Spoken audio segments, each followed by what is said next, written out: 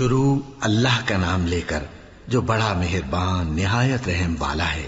الف لام میم، یہ کتاب یعنی قرآن مجید، اس میں کچھ شک نہیں کہ اللہ کا کلام ہے، پرہیزگاروں کے لیے رہنما ہے جو غیب پر ایمان لاتے اور آداب کے ساتھ نماز پڑھتے اور جو کچھ ہم نے ان کو عطا فرمایا ہے اس میں سے خرچ کرتے ہیں، اور جو کتاب اے پیغمبر تم پر نازل ہوئی اور جو کتابیں تم سے پہلے پیغمبروں پر نازل ہوئیں سب پر ایمان لاتے اور آخرت کا یقین رکھتے ہیں۔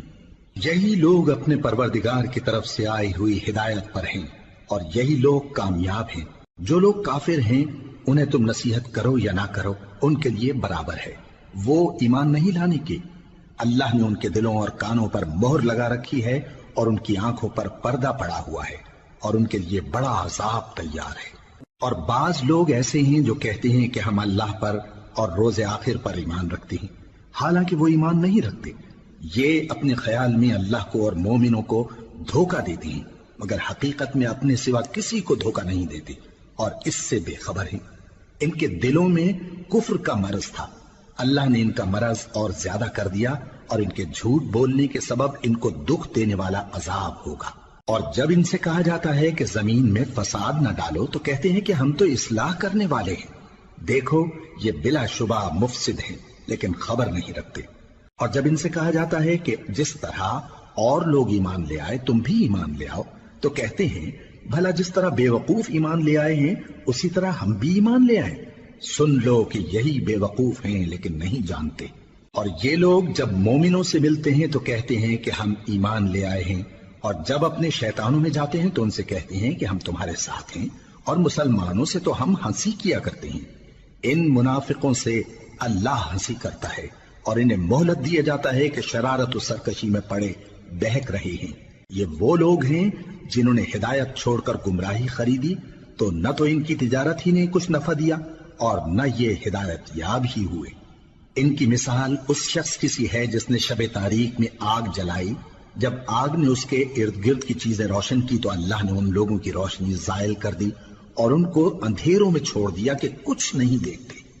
یہ بہرے ہیں، گونگے ہیں، اندھے ہیں کہ کسی طرح سیدھے رستے کی طرف لوٹ ہی نہیں سکتے۔ یا ان کی مثال میں کسی ہے کہ آسمان سے برس رہا ہو اور اس میں اندھیرے پر اندھیرا چھا رہا ہو اور بادل گرج رہا ہو اور بجلی کوند رہی ہو تو یہ کڑک سے ڈر کر موت کے خوف سے کانوں میں انگلیاں دے لے۔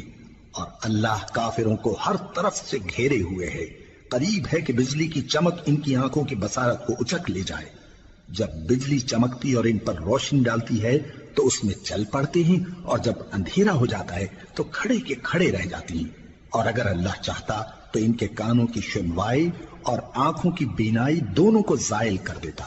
بلا شبہ اللہ ہر چیز پر قادر ہے۔ لوگوں اپنے پروردگار کی عبادت کرو جس نے تم کو اور تم سے پہلے لوگوں کو پیدا کیا تاکہ تم اس کے عذاب سے بچو، جس نے تمہارے لیے زمین کو بچھونا اور آسمان کو چھت بنایا اور آسمان سے مے برسا کر تمہارے کھانے کے لیے انواع و اقسام کے میوے پیدا کیے۔ بس کسی کو اللہ کا ہمسر نہ بناؤ اور تم جانتے تو ہو۔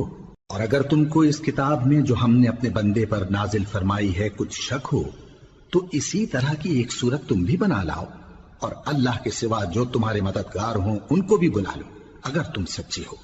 پھر اگر ایسا نہ کر سکو اور ہرگز نہیں کر سکو گے تو اس آگ سے ڈرو جس کا ایندھن آدمی اور پتھر ہوں گے اور جو کافروں کے لیے تیار کی گئی ہے۔ اور جو لوگ ایمان لائے اور نیک عمل کرتے رہے ان کو خوشخبری سنا دو کہ ان کے لیے نعمت کے باغ ہیں جن کے نیچے نہریں بہہ رہی ہیں۔ جب انہیں ان میں سے کسی قسم کا میوہ کھانے کو دیا جائے گا تو کہیں گے یہ تو وہی ہے جو ہم کو پہلے دیا گیا تھا، اور ان کو ایک دوسرے کے ہم شکل میوے دیے جائیں گے اور وہاں ان کے لیے پاک بیویاں ہوں گی اور وہ بہشتوں میں ہمیشہ رہیں گے۔ اللہ اس بات سے آر نہیں کرتا کہ مچھر یا اس سے بڑھ کر کسی چیز مثلا مکھی مکڑی وغیرہ کی مثال بیان فرمائے۔ اب جو مومن ہیں وہ یقین کرتے ہیں کہ وہ ان کے پروردگار کی طرف سے سچ ہے، اور جو کافر ہیں وہ کہتے ہیں کہ اس مثال سے اللہ کی مراد ہی کیا ہے۔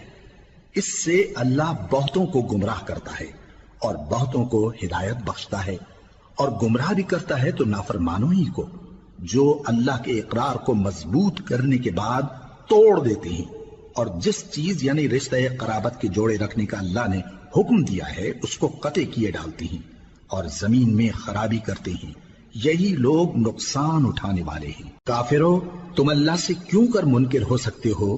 جس حال میں کہ تم بے جان تھے تو اس نے تم کو جان بخشی، پھر وہی تم کو مارتا ہے، پھر وہی تم کو زندہ کرے گا، پھر تم اسی کی طرف لوٹائے جاؤ گے۔ وہی تو ہے جس نے سب چیزیں جو زمین میں ہیں تمہارے لیے پیدا کی، پھر آسمانوں کی طرف متوجہ ہوا تو ان کو ٹھیک ٹھیک 7 آسمان بنا دیا، اور وہ ہر چیز سے خبردار ہے۔ اور وہ وقت یاد کرنے کے قابل ہے جب تمہارے پروردگار نے فرشتوں سے فرمایا کہ میں زمین میں اپنا نائب بنانے والا ہوں۔ انہوں نے کہا، کیا تو اس میں ایسے شخص کو نائب بنانا چاہتا ہے جو خرابیاں کرے اور کچھ تو خون کرتا پھرے؟ اور ہم تیری تعریف کے ساتھ تسبیح و تقدیس کرتے رہتے ہیں۔ فرمایا، میں وہ باتیں جانتا ہوں جو تم نہیں جانتے۔ اور اس نے آدم کو سب چیزوں کے نام سکھائے، پھر ان کو فرشتوں کے سامنے کیا اور فرمایا کہ اگر سچے ہو تو مجھے ان کے نام بتاؤ۔ انہوں نے کہا، تو پاک ہے، جتنا علم تو نے ہمیں بخشا ہے اس کے سوا ہمیں کچھ معلوم نہیں، بے شک تو دانا ہے، حکمت والا ہے۔ تب اللہ نے آدم کو حکم دیا کہ آدم، تم ان کو ان چیزوں کے نام بتاؤ۔ سو جب انہوں نے ان کو ان کے نام بتائے تو فرشتوں سے فرمایا، کیا میں نے تم سے نہیں کہا تھا کہ میں آسمانوں اور زمین کی سب پوشیدہ باتیں جانتا ہوں، اور جو تم ظاہر کرتے ہو اور جو پوشیدہ کرتے ہو سب مجھ کو معلوم ہے۔ اور جب ہم نے فرشتوں کو حکم دیا کہ آدم کے آگے سجدہ کرو تو وہ سب سجدے میں گر پڑے مگر شیطان نے انکار کیا اور غرور میں آ کر کافر بن گیا۔ اور ہم نے کہا کہ اے آدم، تم اور تمہاری بیوی بہشت میں رہو اور جہاں سے چاہو بے روک ٹوک کھاؤ پیو، لیکن اس درخت کے پاس نہ جانا، نہیں تو ظالموں میں ہو جاؤ گے۔ پھر شیطان نے دونوں کو اس درخت کے بارے میں پھسلا دیا اور جس عیش و نشاط میں تھے اس سے ان کو نکلوا دیا۔ تب ہم نے حکم دیا کہ بہشت بری سے چلے جاؤ، تم ایک دوسرے کے دشمن ہو، اور تمہارے لیے زمین میں ایک وقت تک ٹھکانہ اور معاش مقرر کر دیا گیا ہے۔ پھر آدم نے اپنے پروردگار سے کچھ کلمات سیکھے اور معافی مانگی تو اس نے ان کا قصور معاف کر دیا۔ بے شک وہ معاف کرنے والا ہے، بڑا مہربان ہے۔